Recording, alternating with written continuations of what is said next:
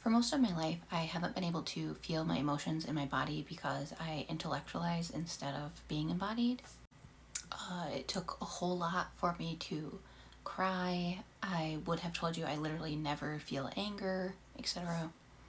I've been in therapy for 3 years, and that's one of a gazillion things that I've been trying to work on. But I saw huge progress on this starting a few months ago, and it was sort of kind of intellectualizing, or at least like seeking out information that helped me to get there. I guess it really isn't intellectualizing, it's just seeking out understanding, but still. Sometimes, maybe especially if you are somebody who over relies on logic, it actually can help your healing process if you gain an understanding of things. For me, the big realization was discovering structural dissociation.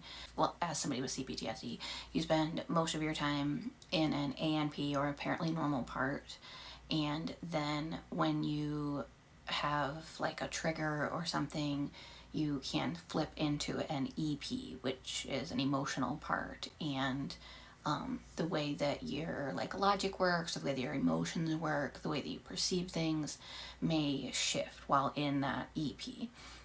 And the way that you think and feel and believe while in an emotional part might feel really contradictory to your ANP.